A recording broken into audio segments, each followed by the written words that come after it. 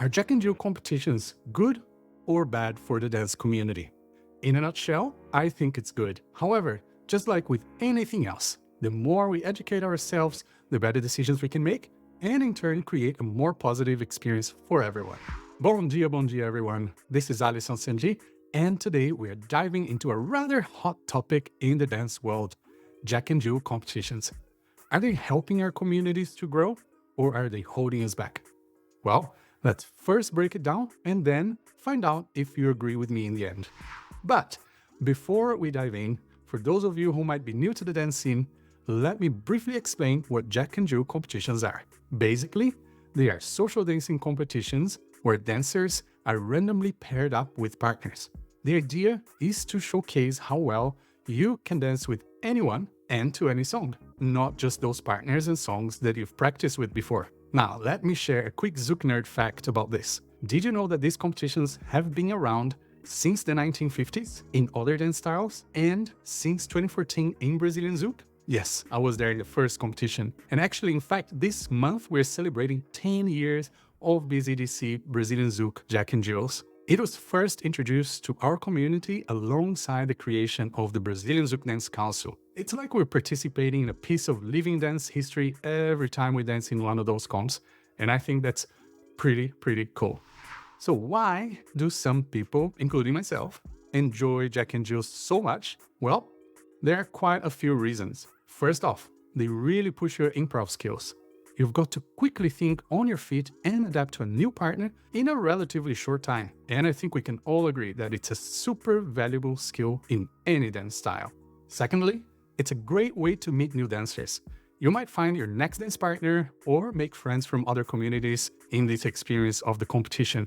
I have made many new friends and most of my students too. Third, these competitions can be a lot of fun. They bring energy and excitement to pretty much any dance event, which I believe can help inspire and encourage new dancers. And fourth, you don't need a dance partner to join in. Contrary to choreographed competitions where you need to have a regular dance partner to practice for months, this format of Jack and Jills opens up to anyone at any level who is willing to participate at any moment. I think it's great, especially for new dancers. But you know what? There is another benefit I think we often overlook. Jack and Jills can be a great equalizers in the dance communities. They give new and traveling dancers a chance to dance with more partners, which can be incredibly inspiring and educational.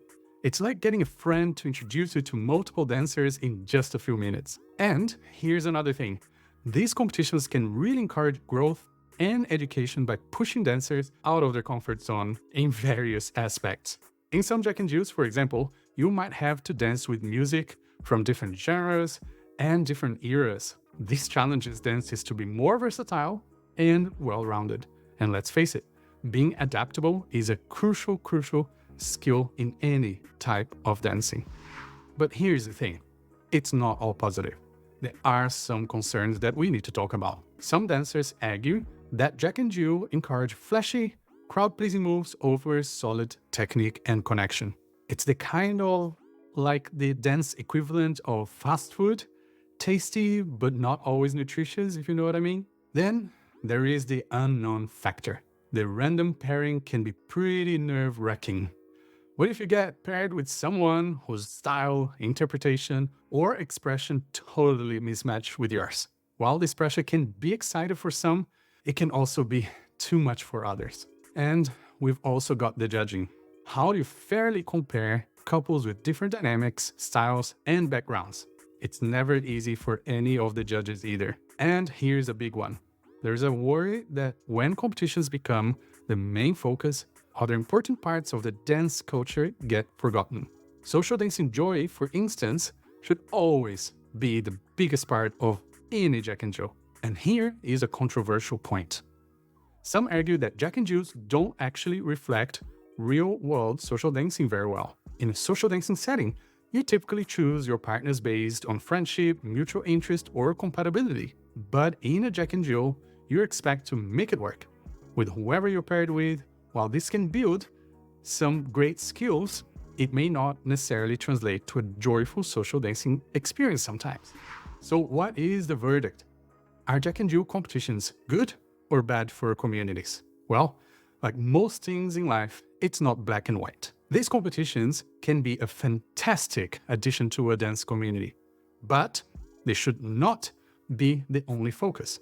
A thriving dance scene needs a mix of elements: social dancing for fun and connection, classes and workshops for learning, different types of competitions for those who enjoy them, and performance to inspire and entertain. Now, let's talk about the most important part of this video. What can we do as a community to make Jack and Jill's a more positive experience for everyone who wants to participate? Whether you are a dance teacher, a dancer, a community leader, there is a role for all of us to play. First off, education is key. If you're a dance teacher or event organizer, consider hosting informational sessions about Jack and Jill's. Explain the history, the benefits, and yes, even the challenges.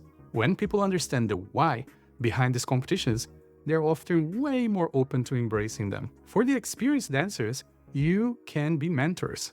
Share your experience with newer dancers in these competitions. Talk about how Jack and Jill's have helped you grow as a dancer. Maybe even offer to practice with less experienced dancers before a competition. Your encouragement can be the boost someone needs to give it a try and have a good time. Community leaders and teachers, we have a big role to play too. Consider creating a positive culture around these competitions. Instead of focusing solely on winners, celebrate everyone who participates. Recognize improvements, highlight great partnerships, or even give out fun awards to your students and people in your community, like Most Creative or Best Recovery. We can make this a whole thing within our students and our schools. All right, here's an idea for you, which I have always done in the Jack and Jill training sessions that I've taught. Try to organize viewing parties to watch recorded Jack and Jill competitions from the past. It's a great way to analyze different styles, discuss techniques, and appreciate the whole artistry involved. Plus, it's just a lot of fun to watch together, and you can even get your students involved in it from another angle by asking them to be the judges. And then, at the end, you can compare their scores against the official scores to see who got the closest results. It's always a huge eye-opening experience for them and for me too. And here's a tip for all the dancers out there, including myself. Try to shift your mindset instead of seeing Jack and Jill's as high-pressure competition. Think of them as an opportunity to dance with new people and push your own boundaries. Every partnership is a chance to learn something new about yourself, about your partner, and create a beautiful moment together. That's always my goal. And remember, at the end of the day, we are all part of the same dance community. By approaching Jack and Jill's with a positive, growth-oriented mindset, we can turn these competitions into a celebration of our shared love for this dance. And if you're involved in organizing dance events, think about how Jack and Jill fits into your overall community goal. Are they encouraging growth and inclusivity? Are they balancing with other activities? Well, think about it. And last of all, a message for all dancers out there. Participate in these competitions if you enjoy them, but don't neglect other aspects of your own dance journey. Remember, dance is about joy, connection, and personal growth. Whether that happens in a competition or on the social dance floor, keeping it fun and positive should be everyone's primary goal. At the end of the day, the impact of Jack and Jill competitions on the dance community really depends on how they're implemented and perceived. I believe it can truly be a force for good when they're part of a well-rounded dance community ecosystem. Now, I want to hear from you. Are Jack and Jill's helping your dance community? Have you tried any innovative approaches to make these competitions more fun, inclusive, and beneficial? Drop your thoughts in the comments below, and let's keep this conversation going. Also, don't forget to like and follow for more dance-related content. And hey, if you want me to dive deeper into any of the points we've discussed today, or any other topic related, let me know down in the comments. Until next time, beijos, beijos, abraços, ciao!